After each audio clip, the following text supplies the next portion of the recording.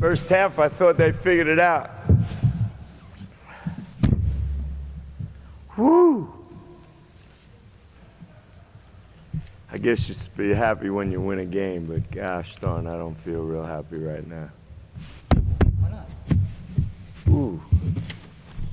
Well, I'm happy for the school because, you know, we started out with a win, right?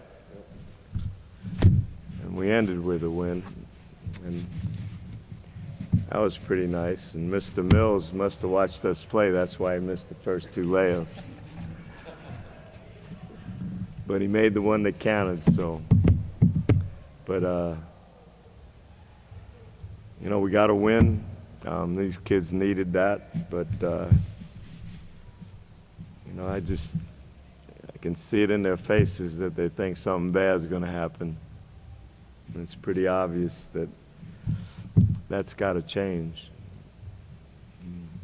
Somehow, some way, I'm hopeful it'll happen pretty quick. You beat Rice at their place by 22. Was there a bigger difference tonight in your team or in Rice? We beat them by what? 22? I thought was it just 22? Yeah. They had 19 at halftime against us. They had 20 the first half. And I talked to the guys, forget the first half, we did a lot of good things, even though we got in foul trouble. You know, our bench helped us, Brian and Cotton helped us.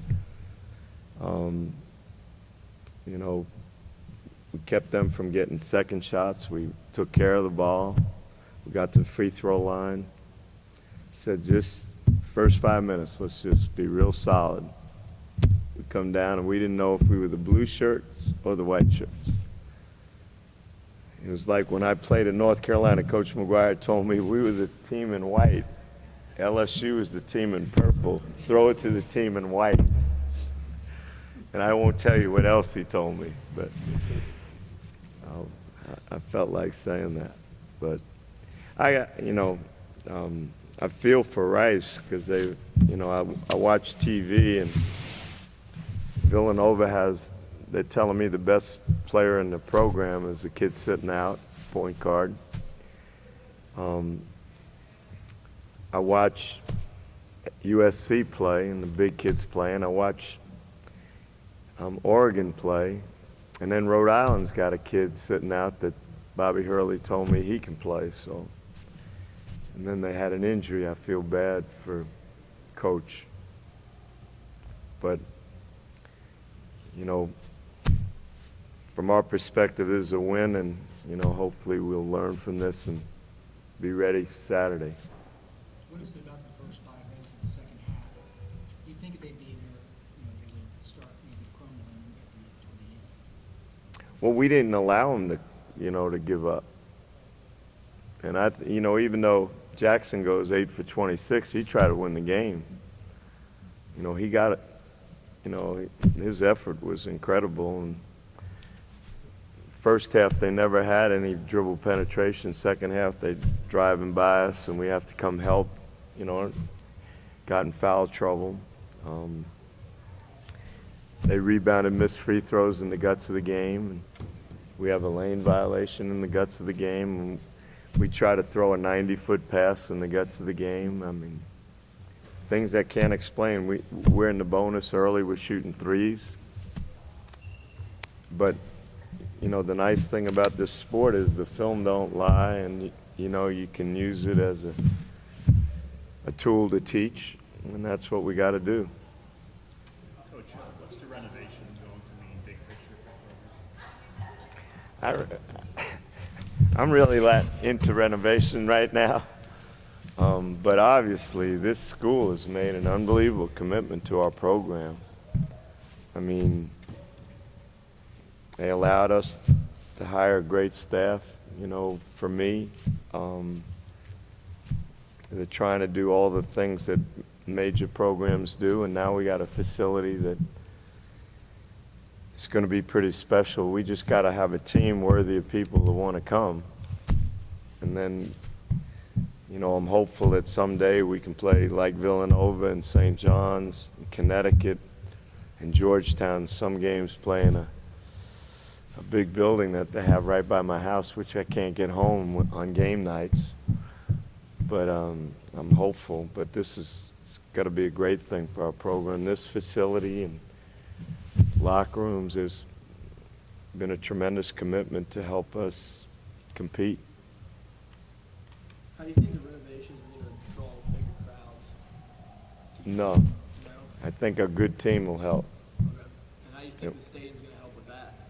We're going to be a good team, I promise that. When you see a team that's only got 3 subs on the bench, you go into it with a conscious effort to try to go down to the paint and foul some people out? I mean, when they look at our team, the same way. I think the game, if you try to get fouled, that's the game. It's usually a high percentage shot. You usually get a chance to get an offensive rebound, keep people from running out. Outside shots, the first pass to a fast break, and during that run that they made it, we're shooting threes, or jumpers. But I think most teams that we play have a conscious effort to wear us down. So we're both in a similar boat. You talked about those Big East teams earlier. I know you've mentioned this before, but do you have an opinion on what's kind of going on with all the shuffling? Yeah, I can't be in the best interest of student athlete. Can you imagine? I talked to Mark Turgeon. They had the Big Ten ACC Challenge, and they went up to Northwestern and came back at 4:30 in the morning, and kids had to go to class.